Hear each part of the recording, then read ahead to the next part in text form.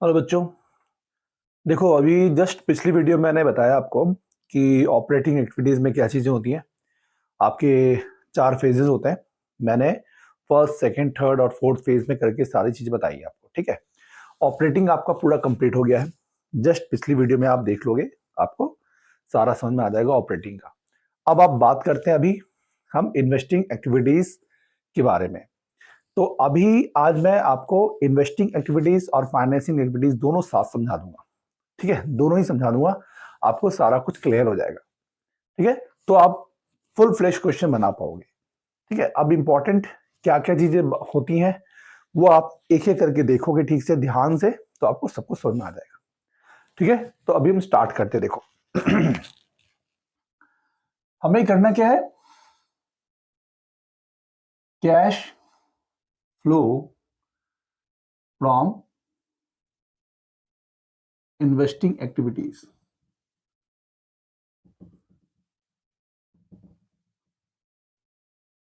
ये आपको निकालनी है, ठीक है। Cash flow from investing activities में क्या क्या चीजें होती हैं, देखो। होता क्या है कि हमारे पास एक पुरानी बैलेंस शीट पड़ी होती है, क्वेश्चन में दे रखी होती है। उसके बेस पे हम जो भी हम काम करते हैं उसके बेस पे ही करते हैं। हमारे पास बैलेंस शीट पड़ी होती है, उसी के बेस पे हम सारा काम करते हैं। एक हमारी बैलेंस शीट होती है, उसके बाद उसके बारे में उसके अंदर जो इंपॉर्टेंट चीजें होती है उसके नोट टू अकाउंट करके एक डिस्क्रिप्शन होती है। उसमें हम सारा कुछ देखते हैं कि क्या उसमें बातें दे रखी हैं। मान लो आपके पास पुराना बैलेंस पड़ा हुआ है,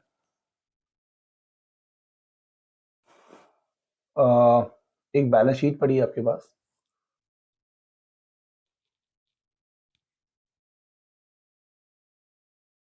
मान लो एक बैलेंस शीट है, उस बैलेंस शीट में आपके 2 साल के डेटा दे रखे हैं।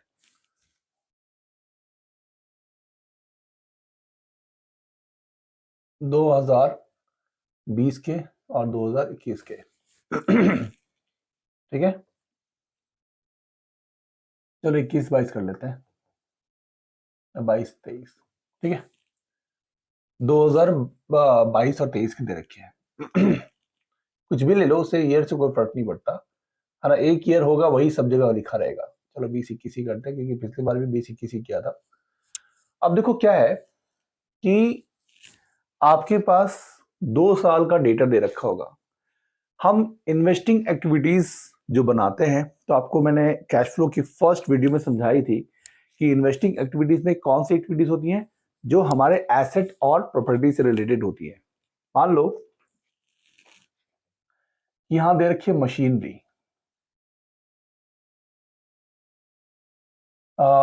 2020 में है 2 लाख की, और इसमें दे रखा है 3 लाख रुपए का, ठीक है।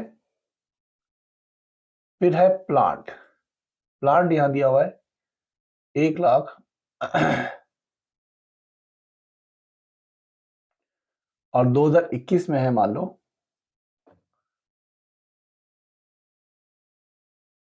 80,000 रुपए का, ठीक है। अब देखो कैसे हम देखते हैं। अब यहां मैंने क्या दिखाया आपको कि एक चीज बढ़ रही है, एक एसेट आपका बढ़ रहा है, एक एसेट घट रहा है। यहां देखो 2 लाख की थी मशीनरी, अब वो 2021 में 3 लाख की हो गई। और प्लांट आपका 1 लाख का था, अब 2021 में वो 80,000 रुपए का हो गया, प्लांट घट गया। यानी आपकी करंट फिक्स्ड एसेट आपकी एक जगह घट रही है, एक जगह बढ़ रही है, मैंने दिखाया है। उसका रीजन क्या है मैं बताता हूं आपको। होता क्या है कि आपको क्या करना है, जब भी आप इन्वेस्टिंग बनाओगे तो आपको क्या सोचना है कि अब मशीनरी में जो भी आपकी मशीनरी है, प्लांट है, जो मैंने यहाँ दिखाया है, फर्नीचर, लैंड, बिल्डिंग, जो भी दे रखा होगा, आपको देखना क्या है। मेन इंपॉर्टेंट बात यह है कि आप जब इन्वेस्टिंग एक्टिविटीज बनाते हो तो आपको देखना है कि आपके फिक्स एसेट्स बढ़ रहे हैं कि घट रहे हैं, ठीक है। आपके फिक्स एसेट्स बढ़ रहे हैं कि घट रहे हैं, वो देखियो कैसे पता चलेगा। आपका ओपनिंग और क्लोजिंग का डिफरेंस है। अगर ओपनिंग कम है, क्लोजिंग ज्यादा है, यानी आपका वो एसेट बढ़ रहा है। अगर क्लोजिंग कम है और ओपनिंग ज्यादा है, यानी वो एसेट घट रहा है। ठीक है, तो इन्वेस्टिंग में एक रूल क्या होता है कि फिक्स एसेट्स अगर बढ़ते हैं, इसका मतलब कि आप खरीद रहे हो, एसेट आपने खरीदा है तभी आपके फिक्स एसेट बढ़ रहे हैं। तो जो आपके फिक्स एसेट्स बढ़ते हैं तो यानी आप उसको खरीद रहे हो, तो आपका कैश जा रहा है, पैसा आपका जा रहा है। ठीक है, आप कुछ खरीदोगे तो पैसा जाएगा ना। तो एसेट की वैल्यू अगर बढ़ी भी दिख रही है फिक्स एसेट की, तो आप यहां पे इन्वेस्टिंग एक्टिविटीज में माइनस करोगे, क्योंकि आपका पैसा का आउटफ्लो हो रहा है। इनफ्लो और आउटफ्लो दो बातें होती है। कैश का इनफ्लो होना कब होता है? इन्वेस्टिंग के बेस पे। अगर हम इन्वेस्टिंग एक्टिविटीज बना रहे हैं, तो अगर हम सामान बेच रहे हैं, जो भी हम फिक्स एसेट हमारा बेच रहे हैं, अगर यानी कम हो रहा है यानी हम बेच रहे हैं, सिंपल सी बात है। फिक्स एसेट्स कम हो रहे हैं यानी हम उनको बेच रहे हैं, तो हमारे पास पैसे आएंगे, तो वो इनफ्लो हो जाएगा। और अगर फिक्स एसेट्स बढ़ रहे हैं यानी कि हम और खरीद रहे हैं, तो आपका जो कैश है वो आपका घट जाएगा, तो वो हो जाएगा इनफ्लो, आउटफ्लो हो जाएगा। ठीक है, तो क्या करना है? एसेट्स अगर बढ़ रहे हैं यानी आपने परचेज किया है। ठीक है, तो ये आपका हो जाएगा इनफ्लो, यानी माइनस करोगे। उसी तरीके से एसेट्स आपके का जो डिफरेंस है, आपको डिफरेंस लेके चलना है। ठीक है, अगर ये नेगेटिव है यानी आपका डिफरेंस ऑफ एसेट पॉजिटिव है या नेगेटिव है ना?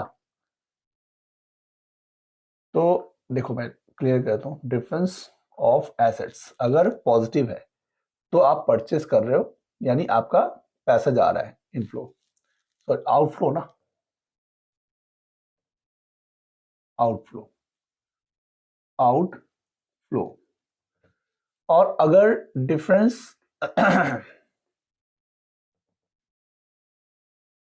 ऑफ एसेट्स आपके कम हो रहे हैं, यानी डिफरेंस आपका नेगेटिव है। नेगेटिव मतलब आपको हमेशा क्या देखना है? क्लोजिंग माइनस ओपनिंग देखना है। हमेशा हमेशा क्या करना है? क्लोजिंग माइनस, अगर क्लोजिंग आपका ज्यादा है और ओपनिंग कम है, तो क्या हो गया? तो डिफरेंस ऑफ एसेट आपका पॉजिटिव हो जाएगा, क्योंकि क्लोजिंग ज्यादा है, ओपनिंग कम है, तो आपका डिफरेंस एसेट का पॉजिटिव हो जाएगा। और अगर ओपनिंग आपका ज्यादा है और क्लोजिंग कम है ना? या आप ऐसे भी लिख सकते हो कि अगर आपका closing is less than opening. ठीक है, तो क्या होगा? अगर क्लोजिंग ओपनिंग से कम है तो आपका जो डिफरेंस है वो नेगेटिव हो जाएगा। ठीक है, तो नेगेटिव होएगा यानी आपने बेच दिया है, यानी आपने सेल कर दिया है। सेल कर दिया है तो हो जाएगा इनफ्लो, क्योंकि आपके पैसे अब आएंगे। आपने सेल किया तो आपके पैसे आएंगे। यही कंसेप्ट आपको रखना है। ठीक है, अनटिल अनलेस कोई फर्दर इंफॉर्मेशन दे ना रखी हो और कोई इंफॉर्मेशन नहीं है, तो आपको यही काम करना है। यानी एसेट बढ़ेगा तो आप परचेज समझोगे उसको और उसको माइनस करोगे। एसेट घटेगा यानी आपने बेच दिया तभी पैसे आपके, एसेट आपके घट रहे हैं, तो उससे बेचा है तो पैसे आए होंगे, तो आपका कैश पॉजिटिव हो जाएगा। तो आप लिखोगे, तो जब भी आप सेल करते हो, है ना, तो आपने सेल किया तो आपके पैसे आए, तो आप जब सेल करोगे तो लिखोगे proceed from sale of fix assets. ठीक है, जब आप सेल करोगे आपके पास पैसा इनफ्लो हो रहा है, तो आप लिखोगे प्रोसीड फ्रॉम, प्रोसीड्स फ्रॉम लिखोगे आप। ठीक है, सेल ऑफ फिक्स एसेट्स।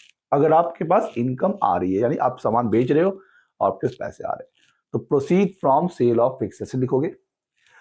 और अगर आप परचेस कर रहे हो यानी आपके एसेट्स बढ़ गए, यानी आप परचेस कर रहे हो, आप परचेस कर रहे हो तो आपके पैसे जा रहे हैं, तो लिखोगे payment for purchase of fixed assets, जैसे मैं यहां पे लिखा रहा हूं। आप लिखोगे प्रोसीड फ्रॉम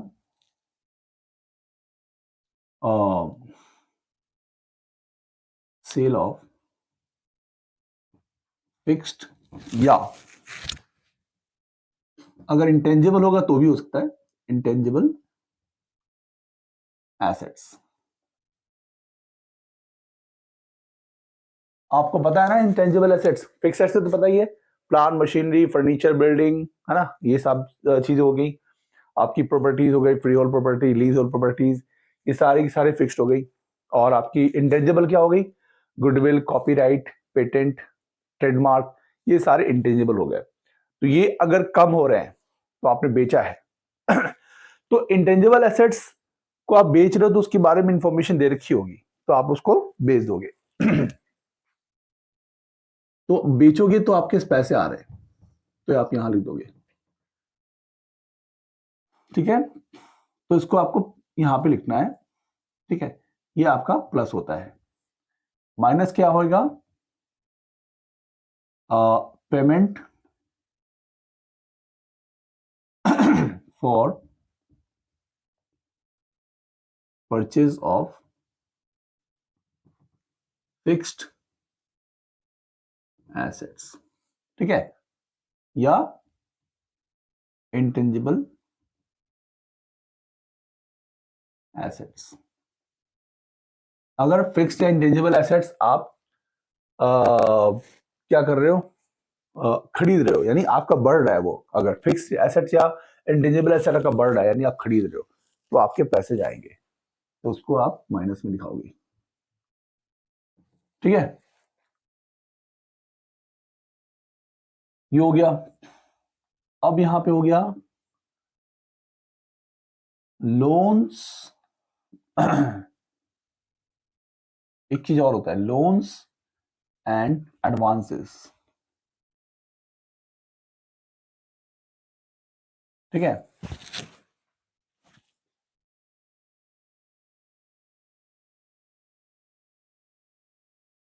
गिवन, ठीक है। आप अगर लोन्स एडवांसेस दे रहे हो, ठीक है, वो आपका बढ़ रहा है। अगर लोन्स एडवांसेस, लोन्स एडवांसेस क्या होता है, देखो लोन एडवांस लायबिलिटी नहीं है, लोन्स के साथ एडवांसेस लिखा है, यानी आप किसी को लोन दे रहे हो, तो वो अगर आपका इंक्रीज कर रहा है, ठीक है, तो ये आप दे रहे हो, गिवन, यानी ये इंक्रीज कर रहा है आपका।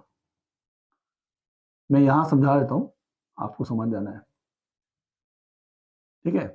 अगर ये इंक्रीज कर रहा है तो आप क्या करोगे, माइनस कर दोगे, ठीक है। आपने लोन दिया है किसी को, तो लोन दिया है, तो आप किसी को लोन दे रहे हो तो आपके पास से पैसे जा रहे हैं, ठीक है, तो उसको हम यहाँ पे माइनस करेंगे। लेकिन अगर आपने किसी को लोन दिया है, उसका वो रीपेमेंट कर रहा है आपको, आपके पास पैसे आ रहे हैं, तो हम लिखेंगे यहाँ पे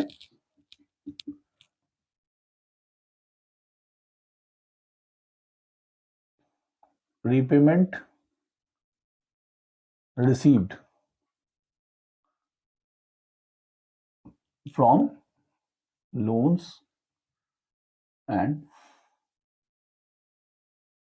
एडवांसेस, ठीक है।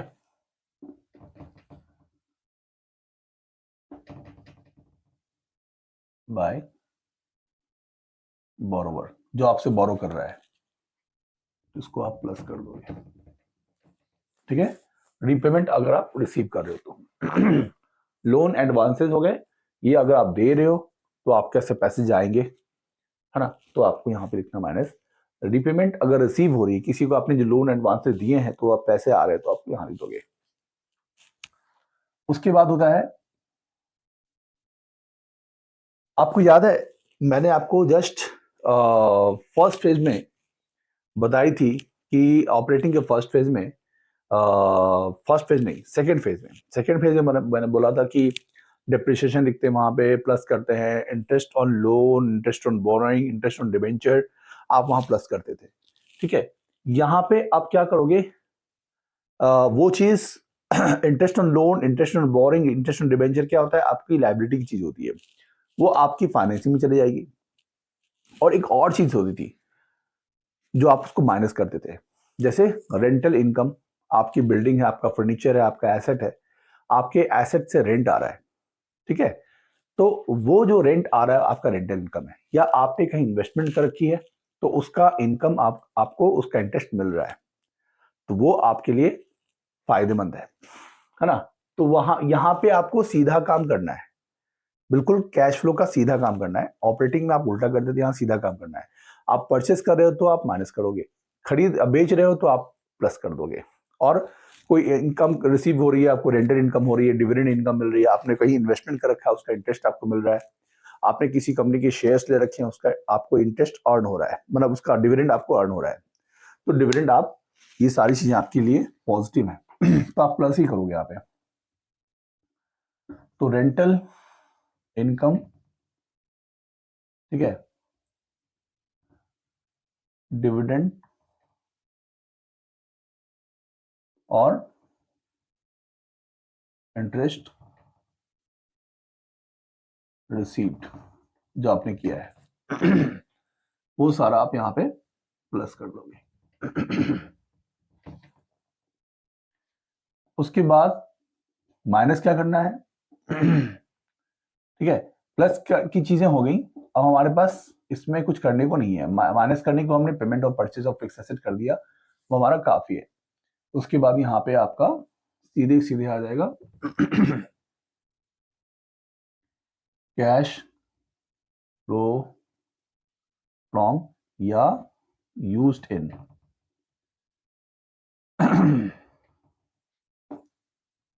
आपका हो गया इन्वेस्टिंग एक्टिविटीज, इन्वेस्टिंग एक्टिविटीज, ठीक है। जो भी होगा प्लस या माइनस, या तो प्लस या माइनस जो भी होगा वो आप लिख दोगे अमाउंट, चाहे वो पॉजिटिव होगा, पॉजिटिव हो जाएगा तो आप लिखोगे कैश फ्लो फ्रॉम, और अगर घट रहा है तो कैश यूज्ड इन हो जाएगा ठीक है।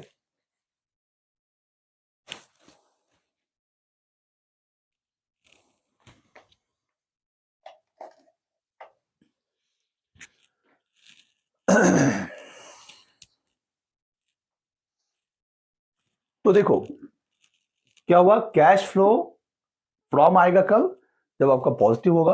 कैश यूज्ड इन इन्वेस्टिंग कब होगा, जब आपका नेगेटिव होगा। तो ये आपका कैश फ्लो फ्रॉम इन्वेस्टिंग खत्म। कितना छोटा है देखो, है ना, ऑपरेटिंग कितना बड़ा था, इसमें ज्यादा मैटर्स आपको समझाने पड़ रहे थे, ठीक है, ज्यादा आइटम्स उसमें थे, मतलब उसमें पॉसिबिलिटी ज्यादा होती है, ज्यादा आइटम्स होते हैं उसमें से, देते कम है बट आपको सारे आइटम्स उसमें जानने होते हैं। और इसमें इतने ही होते हैं, इन्वेस्टिंग में सिर्फ इतने ही होते हैं, इससे ज्यादा होते नहीं। आपने परचेज किया तो आपका कैश गया, आप उसको माइनस कर दोगे, आपने सेल किया फिक्स एसेट तो आपके पास पैसे आ गए और लोन एडवांसेस आपने किसी को दिए तो आपके पास से पैसे गए, भले वो एज इन्वेस्टमेंट है बट पैसे तो गए ना, तो आप माइनस करोगे। उसके बाद रीपेमेंट रिसीव कर रहे हैं, अगर आपने लोन किसी को दिया उसका रीपेमेंट आप रिसीव कर रहे हो तो यहाँ पे प्लस कर लेंगे।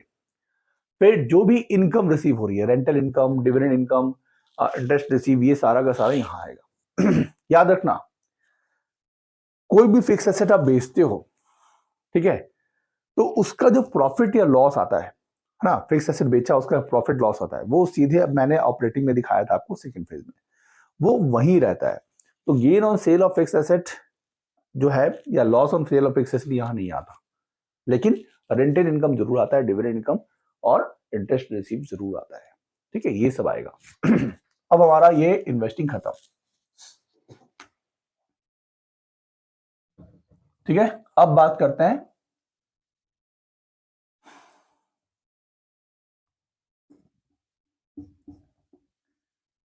कैश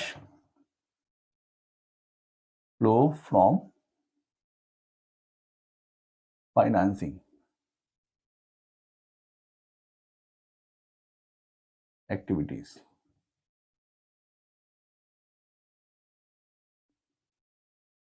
ठीक है। आप फाइनेंसिंग एक्टिविटीज का काम स्टार्ट कर रहे हो। ठीक है, ऐसे ही आपको एक लाइन से एक ऑर्डर में ही सारे काम करने होते हैं। ठीक है, ये सारा कुछ आपको एक ऑर्डर में करना होता है ना। मतलब ऑपरेटिंग खत्म, फिर जस्ट लाइन आपने नीचे खींच दी, आपने इन्वेस्टिंग स्टार्ट कर दी, इन्वेस्टिंग खत्म हो गया, जस्ट नीचे आपको लाइन खींच के फाइनेंसिंग करना है। आपको गैप नहीं देना, बहुत ज्यादा पेजेस ज्यादा छोड़े नहीं है, आपको लाइन ज्यादा छोड़ी नहीं है, आपको जस्ट साथ साथ करते जाना है। तो कैश फ्लो फ्रॉम आपका हो गया फाइनेंसिंग एक्टिविटीज। इसमें क्या होता है, जैसे मैंने बैलेंस शीट बताया था ना कि मशीनरी और प्लांट दे रखा है।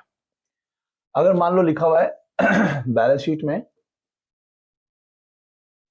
आपका शेयर कैपिटल लिखा हुआ है, शेयर कैपिटल लिखा हुआ है,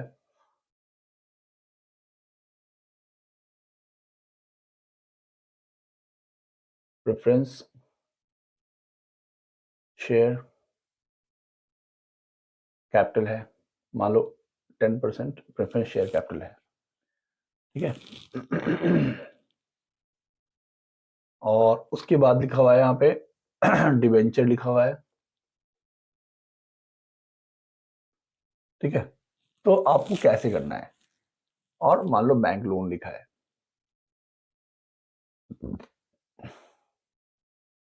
ठीक है, अब देखो cash flow from investing financing activities में क्या करना होता है। Cash flow from financing activities करेंगे तो आपको देखना है, जैसे मान लो यहाँ पे ये हो गया 2020 का और 2021 का। मान लो आपने शेयर कैपिटल आपके पास पड़ी हुई है यहाँ 5 लाख, और यहाँ 2021 में आ गई 7 लाख रुपए। ठीक है, तो फाइनेंसिंग में क्या करना है, देखो इन्वेस्टिंग और फाइनेंसिंग में अंतर क्या है। इन्वेस्टिंग में अगर दोनों साइड की जो वैल्यू है आप देख रहे हो वो पॉजिटिव हो रही है, यानी कि क्लोजिंग ज्यादा है, क्लोजिंग ज्यादा है, ओपनिंग कम है ना। यानी आपका एसेट पॉजिटिव हो रहा है, बढ़ रहा है, यानी आपके पैसे जा रहे हैं क्योंकि आपने खरीदा है एसेट। तो खरीदोगे तो ऑब्वियस सी बात है कि पैसे आपके जाएंगे, तो आपके पैसे गए।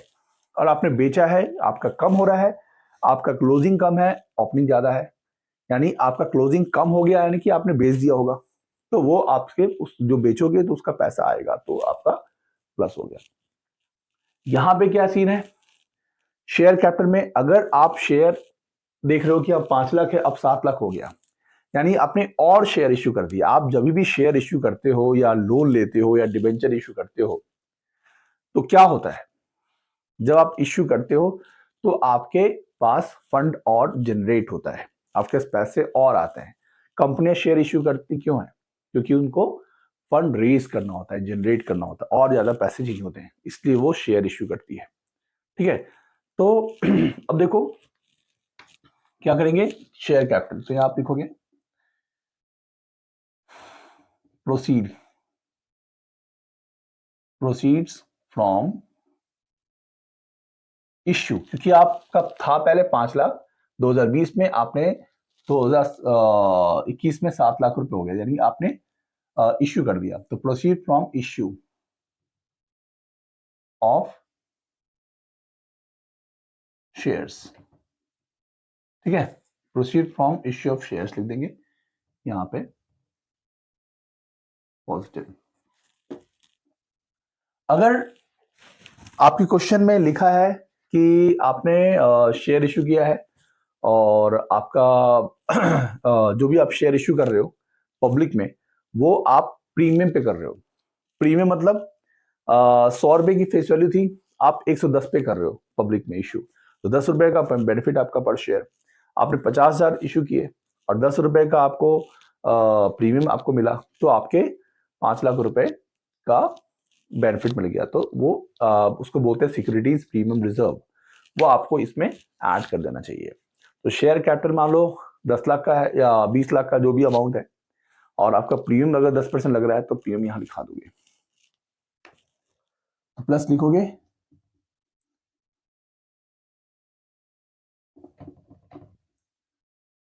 Securities premium reserve.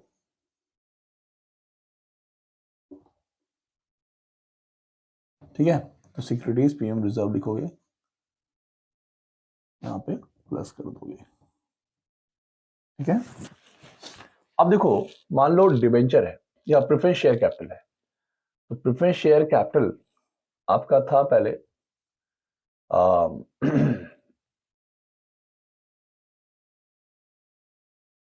2 लाख रुपए, अब मान लो ये 1 लाख हो गया। ठीक है, दोनों बातों को यहां कंसिडर करना आपको होगा। अगर प्रेफरेंस शेयर बढ़ रहे हैं, यानी आप लिखोगे इसी की तरह proceed from issue of preference share.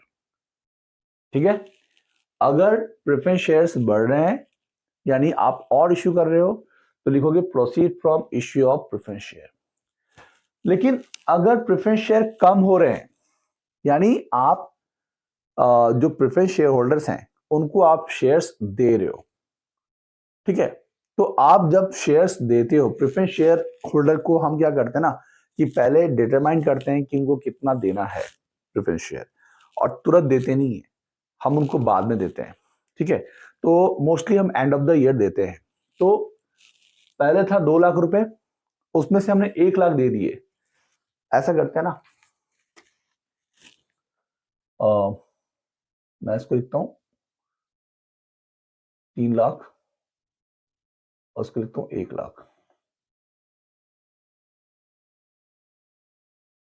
ठीक है, तो 3 लाख के थे और आपने, अब आपके पास पड़ा हुआ है 1 लाख का, यानी आपने 2 लाख के प्रेफरेंस शेयर जो है वो आपने अपने प्रेफरेंस शेयर होल्डर को आपने दे दिया है।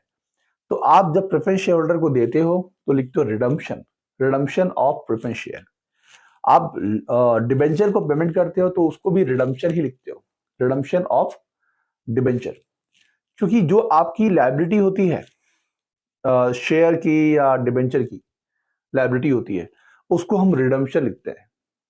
अगर बैंक लोन आप पे कर रहे हो तो आप रीपेमेंट लिखोगे। ठीक है, लेकिन डिबेंचर और प्रेफरेंस शेयर में को जब पे ऑफ करते हो तो आप लिखते हो रिडम्पशन ऑफ डिबेंचर। तो अभी यहां क्या हो रहा है, प्रेफरेंस शेयर जो कैपिटल है वो आपका कम हो रहा है, तो लिखेंगे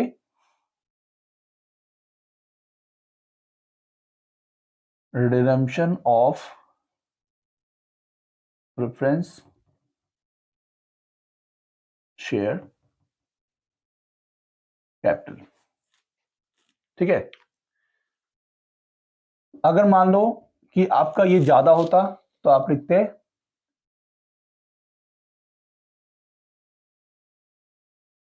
proceeds from issue of preference share. ठीक है, ठीक है, यहां आप पेमेंट लिख सकते हो, payment for redemption of preference share, आप इसको पेमेंट लिख सकते हो, payment for redemption of preference share यहां भी लिख सकते हो। यहाँ अब यहाँ पे आपने अगर मान लो कि प्रेफरेंस शेयर आपका यहाँ पे 1 लाख है, यहाँ 3 लाख है, तो 2 लाख आपके बढ़ गए। तो जब आपके बढ़ेंगे तो आप उसको इश्यू लिखोगे, proceed from issue of preference share लिख दोगे। मैंने दोनों बातें लिख दी हैं, जो भी होगा वो देखा जाएगा, उसके हिसाब से कर लोगे। यहाँ पे पेमेंट करी है तो उसको आप माइनस करोगे। ठीक है, तो आपने पेमेंट करी तो आप इसको माइनस कर दोगे, payment for redemption of preference share, यानी ये कम हो रहा है, प्रेफरेंस शेयर कम हो रहा है, यानी आपने पेमेंट करी है तो उसको माइनस कर दोगे। और अगर आपका प्रेफरेंस शेयर बढ़ रहा है तो उसको हम यहाँ पे इश्यू मानेंगे। लेकिन इस बात का ध्यान रखना कि शेयर कैपिटल अगर घटता है ना, वो तो घटेगा ही नहीं, कभी किसी क्वेश्चन में आपको ऐसा दिया नहीं होगा कि शेयर कैपिटल घटेगा, वो या तो बढ़ेगा या बराबर रहेगा। तो शेयर कैपिटल में आपको टेंशन नहीं है, शेयर कैपिटल या तो इश्यूड ही होगा या कुछ नहीं होगा। शेयर कैपिटल में या तो 5 लाख के 5 लाख ही रहेगा या तो बढ़ेगा, घटने का कोई सवाल नहीं है। बाकी चीजें घट बढ़ सकती है, आपके प्रेफरेंस शेयर घट बढ़ सकता है, बढ़ गए यानी आपने इश्यू कर दिया प्रेफरेंस शेयर, घट गए यानी आपने रिडम्पशन कर दिया, प्रेफरेंस शेयर को रिडीम कर दिया। अब डिबेंचर मान लो, डिबेंचर का वही होगा, तो अगर डिबेंचर बढ़ रहा है तो आप लिखोगे proceed from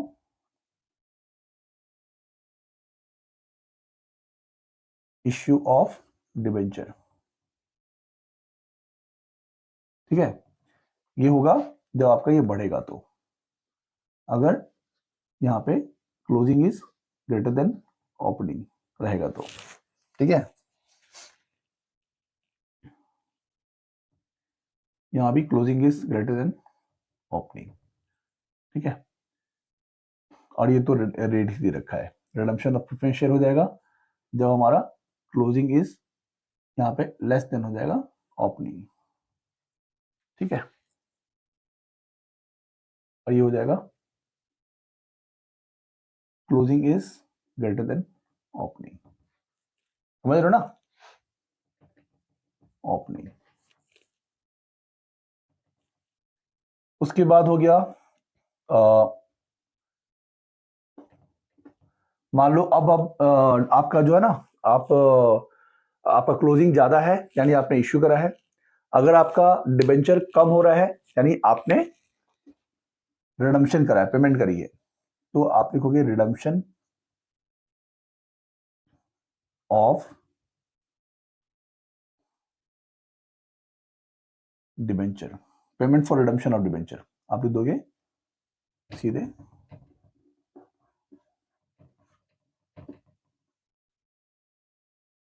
payment for redemption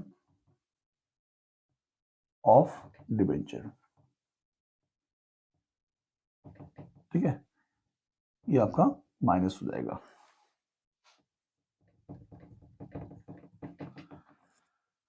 उसके बाद आपका हो गया बैंक लोन। तो बैंक लोन अगर बढ़ रहा है तो लिखोगे, बढ़ रहा है यानी कि आपने लिया है, तो लिखेंगे proceed from, proceeds from, proceeds S लगाओगे, proceed from taking bank loan, है ना। अगर बढ़ रहा है तो आप लिखोगे ऐसे, ठीक है। यानी यहां भी आपका क्लोजिंग ज्यादा है ओपनिंग से, ठीक है ना। तो ये आप प्लस करोगे।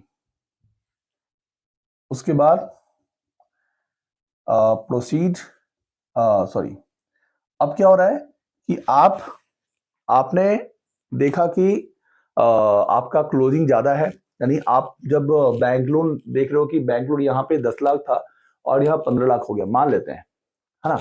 अगर 10 लाख था 15 लाख हो गया, तो आप लिखोगे क्योंकि आपने पैसे लिए, आपने लोन लिया है तो आपके पास पैसे आ रहे हैं, तो proceed from taking bank loan हो जाएगा।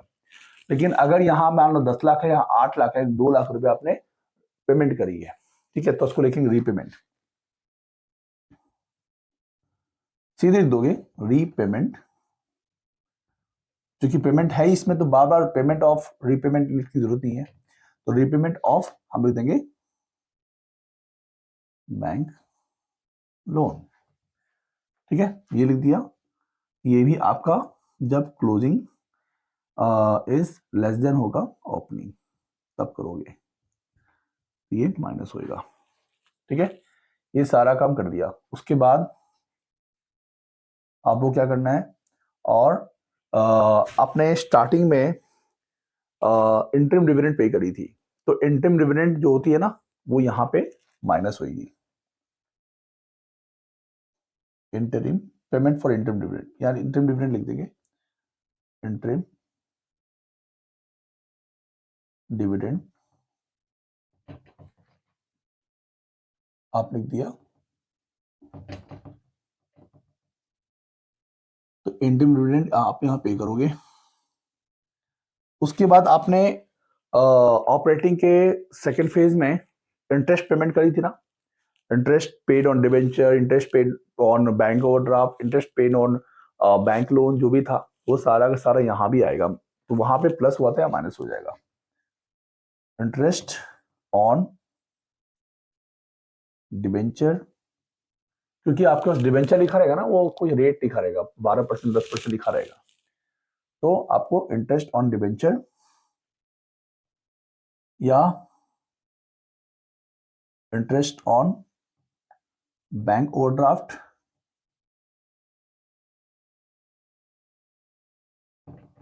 या इंटरेस्ट ऑन बैंक लोन लिखा रहेगा, तो आप इसको माइनस कर दोगे। ठीक है, उसके बाद क्या होगा, ये सारी चीज हो गई, इंटरेस्ट ऑन बैंक लोन, ये सारा कुछ नेगेटिव जो था वो हो गया। अब माइनस करेंगे हम, एक होता है फाइनल डिविडेंड, एक फाइनल डिविडेंड पेमेंट होती है। तो फाइनल डिविडेंड बुक में दे रखा होगा, तो आपको फाइनल डिविडेंड लास्ट में बाहर में दे रखा होता है ना, क्वेश्चन के बाहर दे रखा है, एडिशनल इंफॉर्मेशन में दे रखा होता है, तो आप यहाँ पे दिखा दोगे। ठीक है, ये हो गया। उसके बाद एक चीज और है, देखो ये लिखा है 10% प्रेफरेंस शेयर कैपिटल। ये 10% जो लिखा है ना, ये वो क्या है, तो 10% है वो डिविडेंड का रेट है। जब भी आप अपने प्रेफरेंस शेयर होल्डर को आप जब रिडम्पशन करते हो, जब आप उनको प्रेफरेंस शेयर देते हो, तो आप उसको डिविडेंड भी देते हो। ठीक है, 10% डिविडेंड या जो भी डिविडेंड यहाँ पे मेंशन किया रहेगा, प्रीफिक्स में लिखा रहेगा, प्रेफरेंस शेयर के पहले लिखा रहेगा 10%, तो वो डिविडेंड का रेट है। और डिबेंचर के पहले जो 12% लिखा है वो आपका इंटरेस्ट का रेट है, जो आपको पेमेंट करनी है।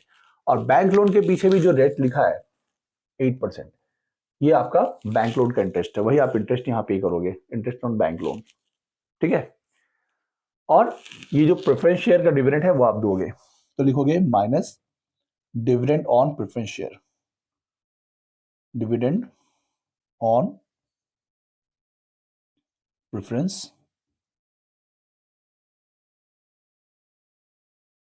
शेयर, जो भी यहाँ पे 10% लिखा है। तो प्रेफरेंस शेयर का जो डिविडेंड देंगे वो क्या हो जाएगा आपका, ये पुराना वाला जो है ना, नहीं ये 2020 का, 2020 में जितना भी था, यानी पुराना जो आपके पास वैल्यू होता है, तो आपकी जो पुरानी वैल्यूज है उसी का आपको 10% लगाना है ना, तो वो आपका डिविडेंड हो जाएगा, डिविडेंड ऑन प्रेफरेंस शेयर। तो पिछले साल की वैल्यू का आपको लगाना होता है। ठीक है, और जो रिडीम कर रहे हो, रिडम्पशन क्या हुआ इसका डिफरेंस है ना, रिडम्पशन आपने यहां लिखा। इसमें एक और बात आती है, एक होता है premium on redemption of preference share. कई बार जो आपके प्रेफरेंस शेयर होल्डर होते हैं उनको हम थोड़ा लालच देते हैं, उनको हम 5% प्रीमियम देते हैं। तो प्रेफरेंस शेयर आपको किसको देते हो आप, जो आपके स्पेसिफाइड क्लाइंट्स हैं, आपके कस्टमर्स हैं, जैसे आपका कोई बंदा है जो जिससे आपकी डीलिंग होती है, हमसे बिजनेस डीलिंग होती है, तो आप उसको प्रेफर्ड क्लाइंट रूप में आप समझते हो, तो उसको आप प्रेफरेंस शेयर देते हो। मान लो 5% लिखा रहेगा बुक में, आपको क्वेश्चन लिखा रहेगा कि 5% उसको प्रेफरेंस शेयर का प्रीमियम देना है ना, तो लिखा रहेगा तो हम आपको देंगे। मान लो लिखा रहेगा कि 5% प्रीमियम, है ना, ये आपको दिया रहेगा to be paid to preference share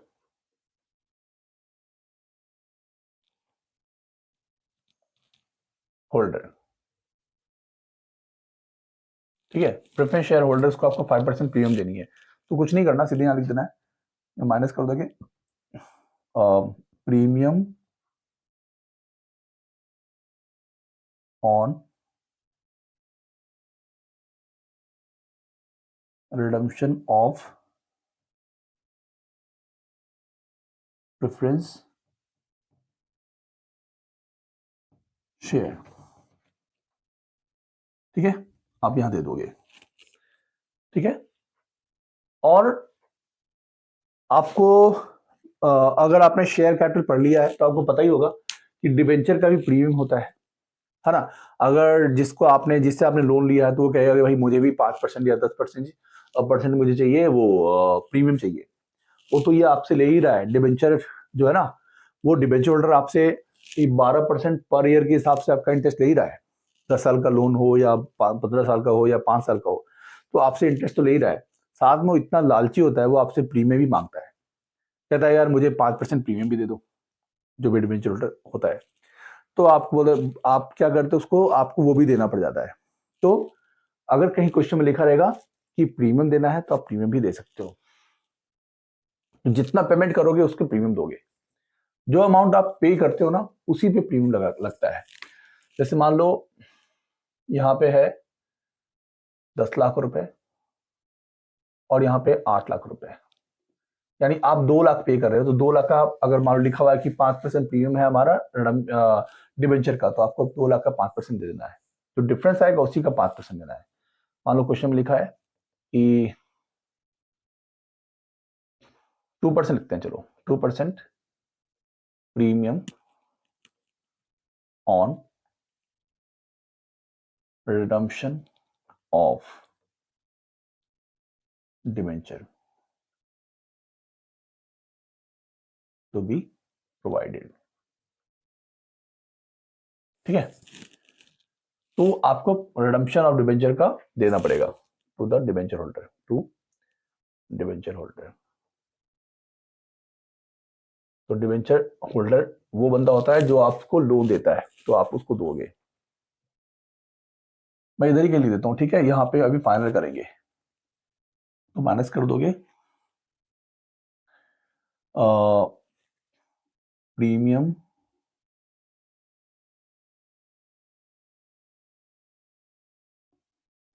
on redemption of debenture, ये आपको माइनस करना है। ठीक है, ये चीज इधर की थी बट मैंने आपको ऊपर दिखा दी, बट आपको शुरुआत इधर से इश्यू वाले से करनी चाहिए, और ये तो आपका लास्ट का है बट जगह नहीं है। अब इसको हम बंद करते हैं, तो आपका जो रिजल्ट आएगा वो आ जाएगा कैश फ्लो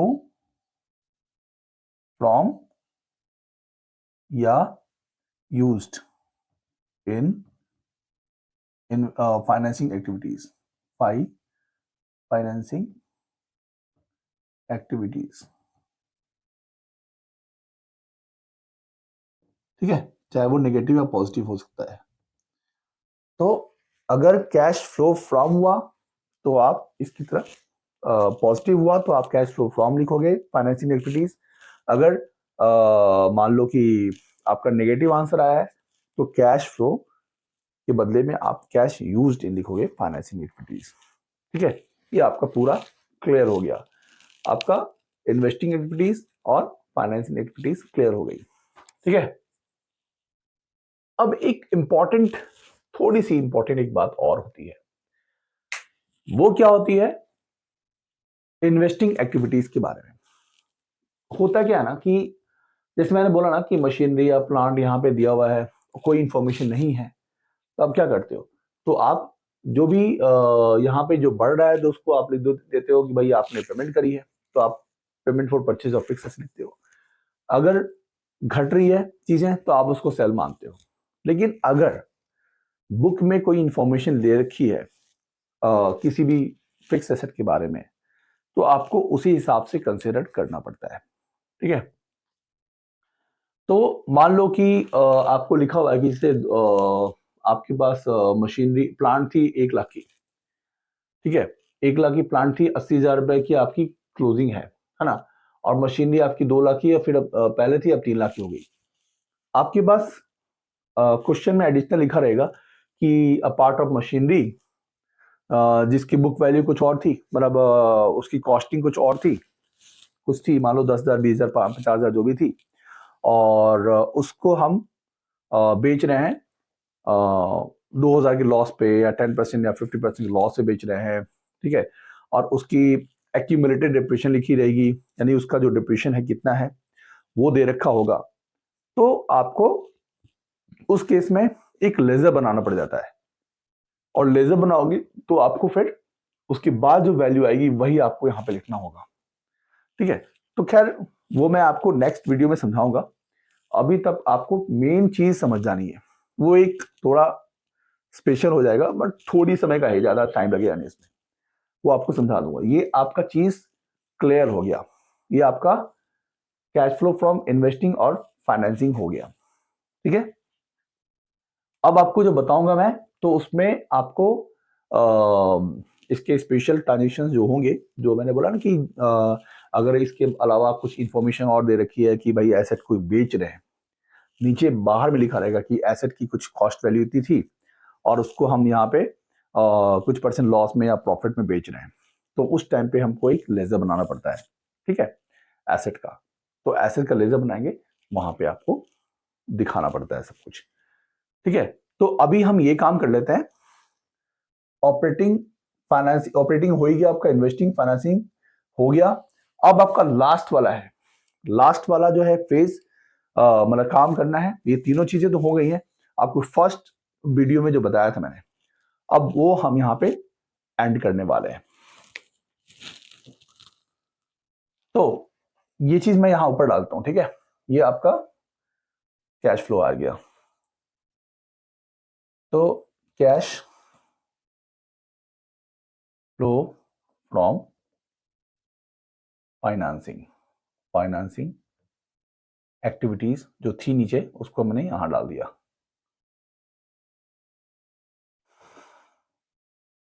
ठीक है। ये आपने, चाहे वो नेगेटिव या पॉजिटिव जो भी हो, वो आपने लिख दिया, ठीक है। उसके बाद इसको आपको बंद कर देना था, जैसे आपने बंद कर दिया है, ठीक है। आप डबल लाइन करके बंद कर सकते हो, ठीक है। आपने बंद कर दिया, उसके बाद आपको करना क्या है, अब आपको लिखना है नेट इंक्रीज या decrease in cash and cash equivalent, ठीक है। तो आपको अब इसमें क्या करना है, इसमें आपको करना है ऑपरेटिंग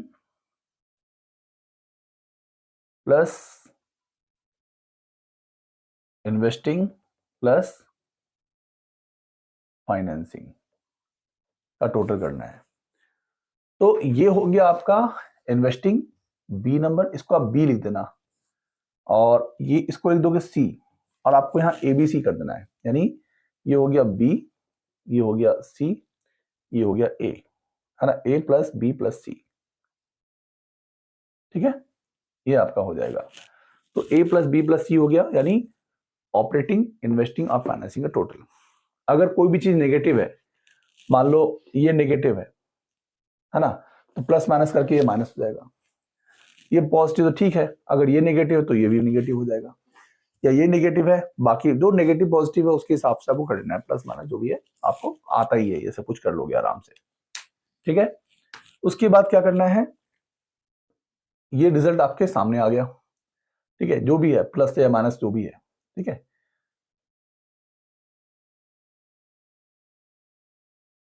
अब उसके बाद क्या करना है, आपको simply opening cash and cash equivalent लिख देना है, ठीक है। तो क्या क्या होगा इसके अंदर, क्या होता है, आपके पास कैश होता है ना, आपके पास बैंक में पैसा पड़ा होता है, उसके बाद आपके पास शॉर्ट टर्म डिपॉजिट्स होते हैं, और आपके पास करेंट इन्वेस्टमेंट होता है, ठीक है। ये सारी चीजें आपकी ये वाली आती हैं, ठीक है। तो ये सारी चीजें मिला के आपकी होगी opening cash and cash equivalent. ये आपके यहाँ पे आपको क्या करना है, सबसे पहले इसके जो भी वैल्यूज हैं वो सारी वैल्यूज लिख देनी है, सम करके आपको यहाँ पे डाल देना है, ठीक है। ये सब कुछ सम कर दिया,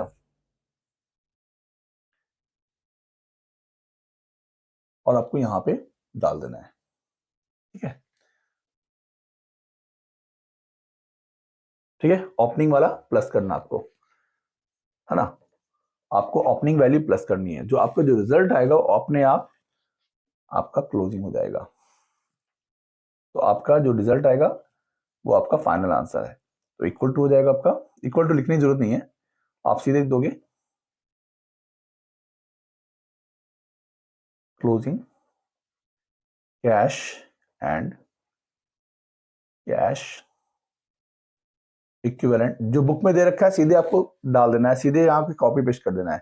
ओपनिंग भी आपकी बुक में दे रखी है, आपको कॉपी पेस्ट कर दो सीधे और ये वैल्यू दो, और क्लोजिंग भी वहां पे बुक में दे रखी है, तो वही कैश बैंक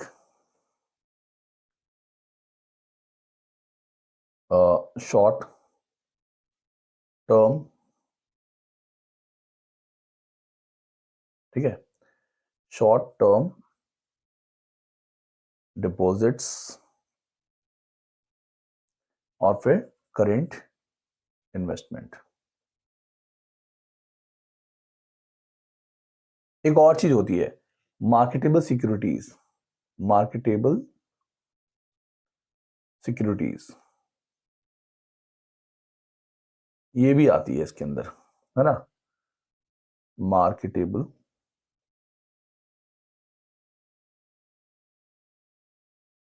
सिक्योरिटीज, तो ये आपने डाल देना है। ये हो गया, तो ये आपका जो आंसर है, यही आपका आंसर है फाइनल, जो भी रिजल्ट आएगा वो आपका यही आएगा, ठीक है। यानी इसमें से आपने ये जो घटाया, जो इसमें से और ये जो आपने ऐड किया, तो आपका ये आंसर आपका, तो दिस प्लस दिस, इसका सम हो गया, तो रिजल्ट हो गया आपका दिस, ठीक है। इन दोनों का सम आपका ये आएगा, यानी आपको पहले से पता है कि आपका फाइनल आंसर क्या है। ये आपका closing cash and cash equivalent आपका क्या होता है, ये हमारा फाइनल आंसर होता है, फाइनल आंसर,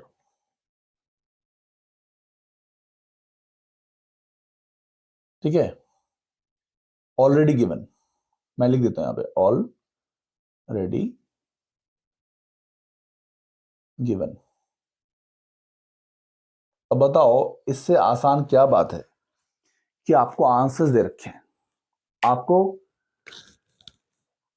ये दे रखा है, आपको ये भी दे रखा है, आपको ये भी दे रखा है, आपको तीनों चीजें दे रखी हैं, और क्या चाहिए आपको, है ना। तो आपको ओपनिंग और क्लोजिंग का डिफरेंस ये है, net increase and decrease in cash and cash equivalent.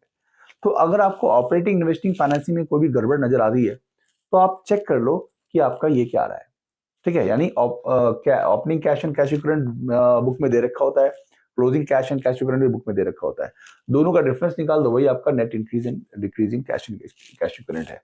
तो ऑपरेटिंग इन्वेस्टिंग और फाइनेंसिंग देख लो कितना कम आ रहा है, अगर सही नहीं आ रहा है ना, अमाउंट सही नहीं आ रहा, तो आप उसमें देख लो कि यहाँ गड़बड़ कहाँ हुई है, उस गड़बड़ को आप ठीक कर लो, तो आपका पता चल जाएगा। तो बहुत हम ट्रेस कर पाते हैं अच्छे से, क्योंकि आपको ये तीन की पॉइंट्स, तीन कीवर्ड्स की तीन आंसर्स आपको दे रखे होते हैं, तो आपको ऑपरेटिंग इन्वेस्टिंग और फाइनेंसिंग खाली ठीक से बनाना है। उसमें कोई गड़बड़ आएगी तो आप इससे, अगर आपका ऑपरेटिंग इन्वेस्टिंग और फाइनेंसिंग का जो टोटल है वो ओपनिंग कैश और कैश इक्विवेलेंट और क्लोजिंग कैश इक्विवेलेंट का जो डिफरेंस है उसके बराबर आ रहा है, ठीक है, तो यानी आप सही जा रहे हो। अगर थोड़ा बहुत अंतर आ रहा है तो आप देख लोगे क्या गड़बड़ हो रही है, ठीक है। तो कई बार क्या होता है कि बोर्ड एग्जाम में हमारे पास इसमें बहुत टाइम लग जाता है, तो बहुत टाइम लग जाता है तो फिर हम कर नहीं पाते, उसमें बहुत ज्यादा हमारा टाइम एक क्वेश्चन लग जाता है, जब देखो कि बहुत पजल हो गया, वो नहीं हो पा रहा है, तो आपको ये तीन चीजें पता ही है, तो आप इसको उतार लोगे, बाकी आप मोस्ट पॉसिबल जो चीजें आपने जितनी मेहनत करी है वो तो आप लिख ही दो, तो आपको फिर भी अच्छे नंबर मिल जाते हैं, ठीक है। लेकिन आपको क्या करना है, इसकी प्रैक्टिस अच्छे से करनी है, ऑपरेटिंग इन्वेस्टिंग फाइनेंसिंग की प्रैक्टिस अच्छे से करनी है। टीचर इतने मूर्ख नहीं होते, वो सब आंसर देखेंगे, चेक करेंगे कि आपका ऑपरेटिंग का रिजल्ट क्या है, फाइनेंसिंग का रिजल्ट क्या है और इन्वेस्टिंग का रिजल्ट क्या है, वो देख के सारा कुछ आपको टैली करते हैं, ठीक है। लेकिन आपको ये तीन चीज तो सही होगा ही होगा, तो इसकी सरदर्दी खत्म, आपको सिर्फ ऑपरेटिंग इन्वेस्टिंग और फाइनेंसिंग ही ठीक करना है, ठीक है। तो ये आपको पूरा का पूरा कैश फ्लो स्टेटमेंट खत्म हो गया, ठीक है। अब एक थोड़ा सा एडजस्टमेंट बचा है, वो इन्वेस्टिंग के लिए, जिसमें आपको एक लेजर बनाना पड़ता है फिक्स एसेट का, वो मैं आपको नेक्स्ट वीडियो में समझा दूंगा।